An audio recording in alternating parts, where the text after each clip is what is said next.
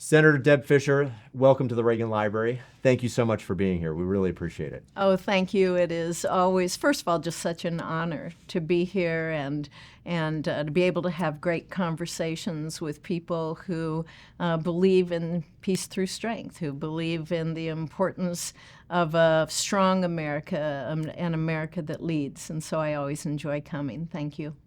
Senator, earlier today you spoke on a panel focused on the findings of this year's Reagan National Defense Survey. What did you find most noteworthy, and did anything surprise you in the results? I thought it was extremely interesting to see the growth of support for America to be a leader in the world. It's something that I have always believed in, that the world is safer when America is involved, when America leads. And when we have, seen a lot on social media or in the news and hearing from chatter around, in my state included, that we should pull back from being involved in the world, to me it was comforting to know that the majority of the American people understand the importance of America leading. They know that the world is a safer place. It was especially interesting to me that it was Trump voters as well as Harris voters that wanted America to be engaged in the world. Yes. You know, we saw some differences, though, when you looked at Ukraine, the support there. It was strong support, but more so it was Harris voters who had stronger support there. And comparing that to Israel, the numbers were about the same overall, but it was Trump voters, Republicans, who had more support there. For whatever reason, I support both. I think it's important to support both. But for whatever reason, those numbers surprised me. Senator, you're a leader on the Armed Services Committee. You are privy to some of our nation's most sensitive information and analysis at an obviously unclassified level. Are there any topics or issues that you think are important that maybe aren't getting the attention that they deserve? I'm fortunate to have been on the Strategic Forces Subcommittee my entire time in the Senate, in the last 8 years, either as chair or as ranking member. And we have jurisdiction, I think, over the top priorities for our country, and that's our nuclear arsenal, modernization of the triad, our missile defense, space as a warfighting domain. I think space doesn't get the attention it needs. When we look at what our adversaries are doing in space, with Russia, with China, sometimes there's news stories about actions that they take in regard to space. But we need to somehow be able to communicate the importance of space, not just in a defensive posture, but also it is a warfighting domain.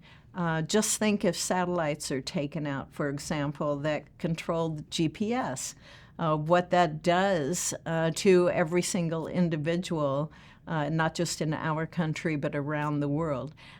Think of what happens if financial institutions lose communication and lose data, the chaos that can happen there. And then, of course, when we look at our national security and our missile defense and things, obviously that's existential on what would happen. So I'd like to be able to figure out a way where we can declassify some of this information that we see as members of the committee to be able to communicate the threats that we face from our adversaries, especially with regard to space. President Reagan said, "We maintain the peace through our strength. Weakness only invites aggression." Especially as a member of the Armed Services Committee, what does peace through strength mean today? It's deterrence. It's deterrence. If we as a country are strong, if we are committed, if we can communicate that to the rest of the world, to our allies, but also and especially to our adversaries, we will be safer and the world will be safer. So in order to have a modernized nuclear triad, that obviously is deterrence. but it's also deterrence when we form solid commitments with our allies, when we know that we can count on our allies to help us just as we would be there to help them. That's also deterrence, to have allies, to have friends. Senator, what called you to public service, and why is it important for young people to serve, whether in uniform or as civilians?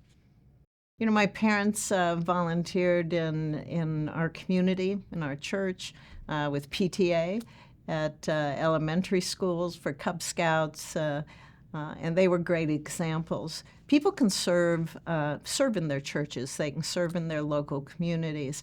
Obviously, it's extremely important and honorable to be able to step forward, take the oath, and wear the uniform of this country, too.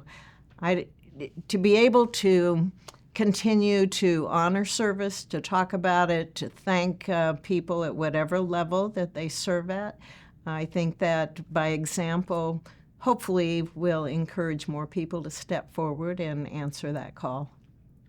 Senator, as someone who serves at the highest level of government and as someone who is engaged at the Reagan National Defense Forum over the years, what does Ronald Reagan mean to you? Oh, he's just the coolest guy, isn't he?